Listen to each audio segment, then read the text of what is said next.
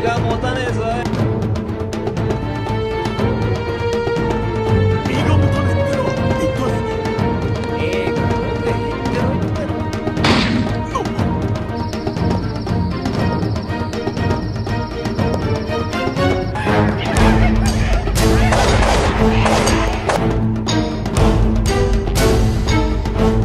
この気配。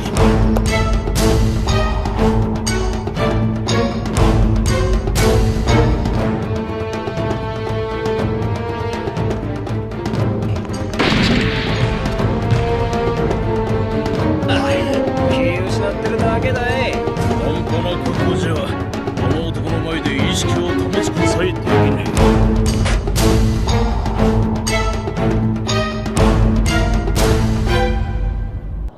Yo Kaizoku Tachi, j'espère que vous allez bien. C'est Zoko qui est de retour pour vous jouer à mauvais taux. Ok, j'arrête les blagues de merde. 1,43€ trouvé dans les paquets de 40 bars, j'ai compris. Bienvenue dans cette vidéo où je vais vous faire la petite review du chapitre 873 de One Piece avec ma petite hypothèse sur la suite des événements. Donc avant de commencer, sachez que j'ai pas regardé les revues de chapitres des autres personnes pour éviter d'être influencé sur mes idées, sur les propos auxquels je me tiens, les arguments que je vais vous dévoiler ici dans cette vidéo. Donc ce chapitre, franchement, moi j'ai trouvé qu'il était énorme. Il était franchement énorme. L'action commence gentiment à remonter, parce que c'est clair que c'était évident qu'il ne pouvait pas se casser comme ça d'un territoire de Yonko aussi facilement. Ça, il fallait s'y attendre. C'était trop calme, et puis bien sûr, après il calme la tempête. Donc ce chapitre, il s'est composé en deux parties, avec la première partie où il y a l'équipage des pirates de Big Mom qui sont un peu perdus, qui ne savent pas comment gérer la situation. Il y a la crise de Mama, il y a les gens qui sont aussi en train de rescaper, qui ont cru qu'elle allait mourir. Il faut retrouver les Mugiwara, Capone, le Germa, etc. et tout. Et aussi, on a une partie, la deuxième partie, avec la fuite des Mugiwara. Bon, elle est plus courte, mais aussi avec cette partie où ils essaient de fuir et Big Mom qui se pointe à la fin devant eux. Et la grosse hype à la fin de ce chapitre avec un énorme cliffhanger. Donc, ce que j'ai relevé durant ce chapitre, les trucs qui m'ont le plus, attiré mon attention, c'est que au moment où il y a Tamago qui parle avec Daifuku, quand Daifuku lui demande est-ce que tu as des informations par rapport aux hommes poissons, les pirates du soleil et tout, ce qui se passe c'est que quand Tamago il parle, à la fin, j'ai eu l'impression qu'il veut, soit il n'a pas fini sa phrase, ou soit il allait en dire une autre. Et Peckham s'arrive à ce moment-là en gueulant « Ouais, ces enfoirés et tout, machin, ils sont partis, ils ont pris leurs affaires, ils sont barrés et tout. » Peut-être pour éviter que Tamago leur dévoile quelque chose, mais je pense pas, puisqu'après on est passé à une scène suivante. Mais je pense qu'en fait, il a voulu se faire un peu comme une espèce de couverture. En fait, Peckham a voulu se couvrir pour éviter que les autres pirates se doutent qu'il a comploté un petit peu avec les Mugi, en fait, si on veut. Mais pour l'instant, ça a l'air d'être passé. On verra bien ensuite comment ça se passe. Ensuite, on a la partie avec Katakuri, qui est leader, qui prend les choses en main, qui est dans le plus grand des calmes, tranquille, malgré la panique. Le mec, il est là, posé, tranquille, au calme. Franchement, il a l'air de, il a l'air de diriger les opérations en disant, voilà, tu vas là, tu viens avec moi, tout ça.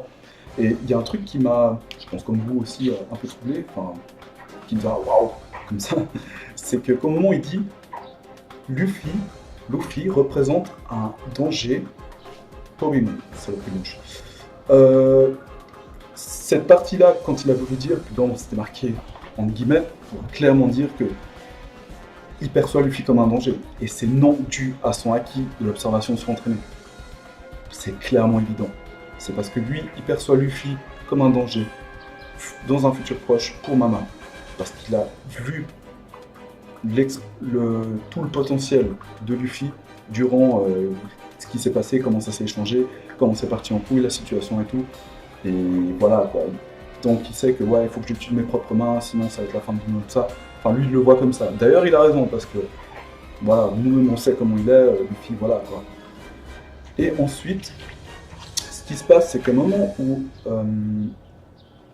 Peros il ment à Big Mom en disant le gâteau de mariage a été volé par les Mugiwara, c'est le plus grand, tout ça, machin. Big Mom elle est pas conne, hein, elle le sait, Elle dit ouais, raconte pas de conneries, si tu mens, tu vas prendre ton espérance de vie, tu vas le payer et tout, machin. Et puis Perospero qui se chie dessus, forcément, c'est qu'elle est pas conne, elle sait que c'est peut-être pas vrai. Et Perospero essaye de, voilà, de gagner du temps et tout, comme ça a été expliqué clairement. Et ce qui se passe, c'est que ce que j'ai remarqué, ce qu'on remarque d'ailleurs, c'est que la crise qu'elle a actuellement, elle est similaire à la crise de la bergerie avec dans le flashback, avec Mother Caramel. Mais son état de crise, il n'est pas aussi élevé. Si on veut, l'état de crise de Big Mom durant la bergerie, il est là. Et si on veut, la crise actuelle qu'elle a, elle est comme ça. Mais petit à petit, elle grimpe.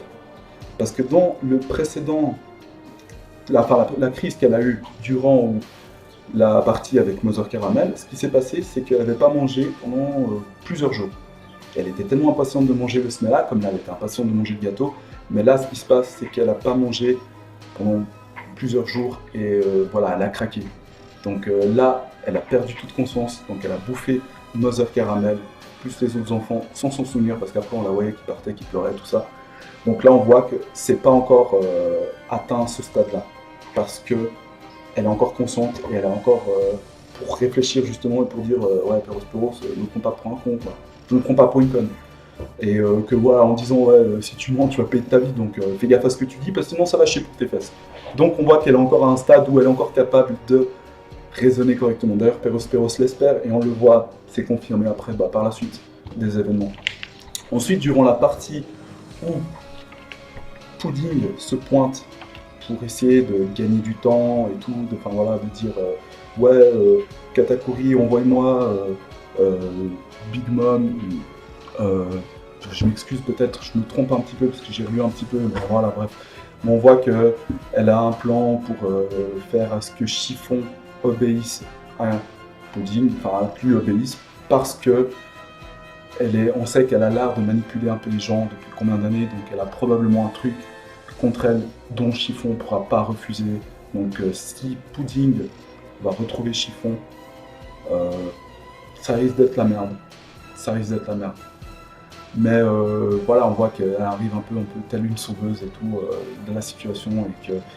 Mais aussi, ce que j'ai remarqué, c'est que durant la partie, quand voilà, elle se souvient, ouais, Sanji m'a humilié, etc., machin, j'espère qu'elle va pouvoir détruire les Mugiwara, ça va me rendre service et tout. Elle se force à donner cette image pour moi, pour dire que ouais, j'ai pas supporté tout ça, parce que pour jouer son rôle, au fait. Mais le truc, c'est que au fond d'elle, j'ai pas vraiment l'impression qu'elle a envie de le tuer. Peut-être oui, si elle a été jalouse de Nami au moment où Sanji arrive et tout, Nami ça, machin, il rattrape et tout, peut-être à cause de ça, mais sinon, j'ai pas vraiment l'impression, personnellement. Parce que durant, quand Sanji a regardé Pudding en disant « Ah, quel magnifique œil, pourquoi tu continues à te mentir toi-même et tout », il l'a vu que malgré qu'elle a un mauvais côté, elle a quand même un bon fond malgré tout. C'est un peu une espèce de parallèle par rapport à la scène qu'il y a eu à Dressrosa entre Viola et Sanji. Quand Viola essayait de tuer Sanji et tout, bah, inutile de vous répéter, voilà, vous le rappelez. Et ensuite, après, on voit à la fin, durant la fuite de Mugiwara, la petite romance avec le roi Baume et son là, oh merci, machin et tout, Nami qui est contente. Oh, roi Baume avec les larmes aux yeux, oh, tu es là. Puis juste après, l'image d'après, ah, enfoiré, je m'en souviendrai, il est vénère et tout, il court. Et puis en fait, Nami qui a été vraiment très intelligente d'avoir, avant de se faire capturer par les pirates de Big Mom précédemment, elle a coupé sa victoire en deux. Donc les pirates de Big Mom, ils ont envoyé que la moitié de la victoire et Nami l'utilise pour utiliser les omises contre leur gré en fait. Donc voilà, ça c'était une bonne idée de sa part. Malheureusement, il y a Big Mom qui s'est pointé à la fin, qui est là, qui a sorti son épée avec son chapeau bien vénère là. Et franchement, ça va chier pour eux quoi. C'est difficile de savoir un peu comment ça se passait. Mais j'ai déjà peut-être une petite idée par rapport à la suite des événements qui pourraient se passer, que je vais vous envoyer maintenant sur cette seconde partie de vidéo. Donc pour cette deuxième partie de vidéo, concernant ma petite hypothèse sur la suite des événements du chapitre, j'imagine que voilà, les Mugi vont tous sauter de l'arbre voilà, du roi Baume en fait, pour éviter le coup de Big Mom. Et le roi Baume, en prenant le coup de Big Mom, il va pas être KO, mais il va être mort, à mon avis. Donc malheureusement, ils ne pourront plus l'utiliser pour pouvoir sortir des séductions wood. Par contre, vu que ça doit probablement être lui qui était à l'origine des Seducing Wood, la magie des Seducing Wood, où quand ils couraient tout droit, toujours tout droit, ils arrivaient à la rivière, le crocodile, etc., machin, tout ça, et qu'ils arrivaient toujours vers Baume, Pound, pardon. J'imagine que ça va disparaître. Donc c'est déjà un bon petit point si les choses se passent comme ça. Et qu'ensuite, les Mugi, en courant, tout, et Big Mom qui est derrière, Jinbei, il va s'interposer en disant continue de courir, je vais essayer de gagner du temps.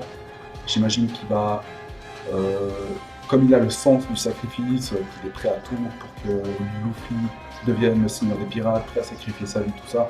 Je dis pas qu'il va mourir, parce que ce serait vraiment stupide que ça fait quelques chapitres qu'il a rejoint officiellement les Mugiwara, et que là, d'un coup, après 5-6 chapitres, il meurt bêtement comme ça, quoi, contre Big Mom, ce serait un peu con.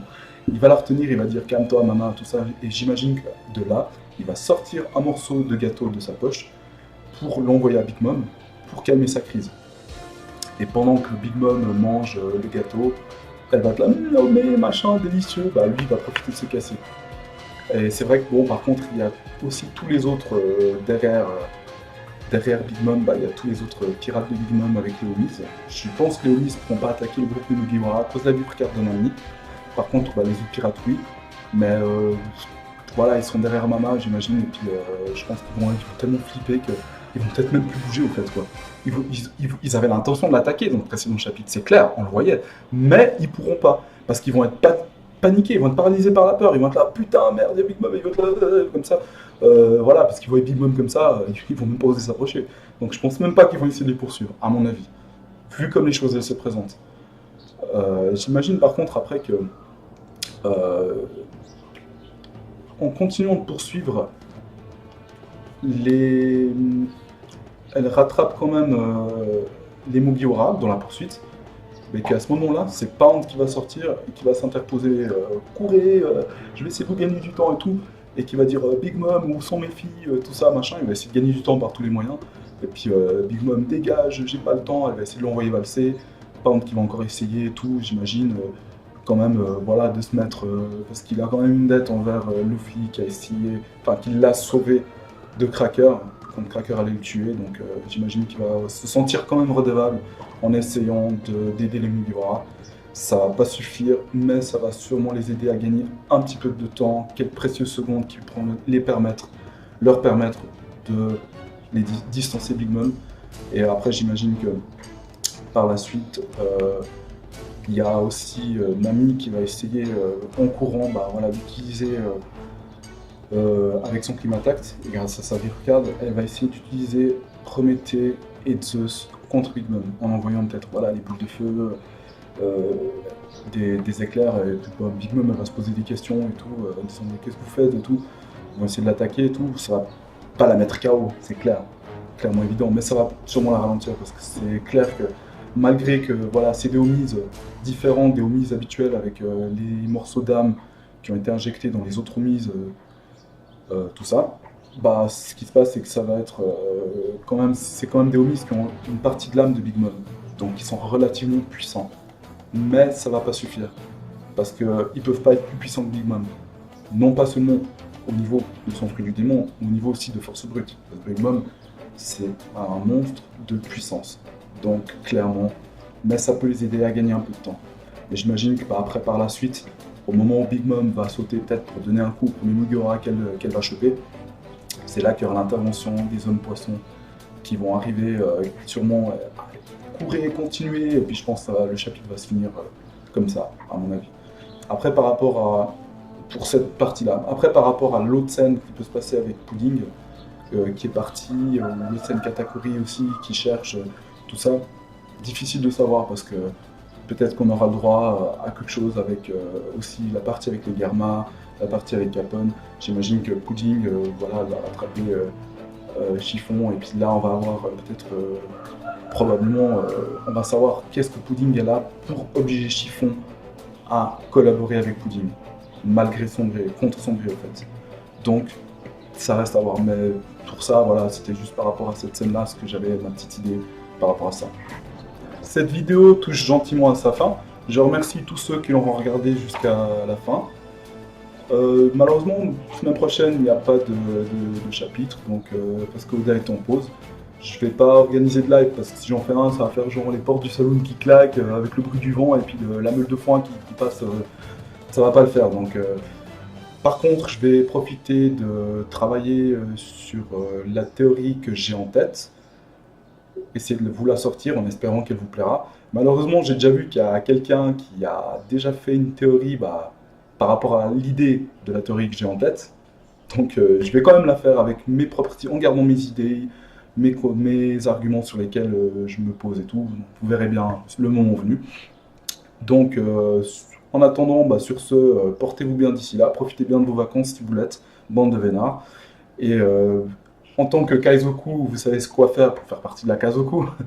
Donc, je vous dis à la prochaine, portez-vous bien. Allez, Jane Kaizoku Tachi.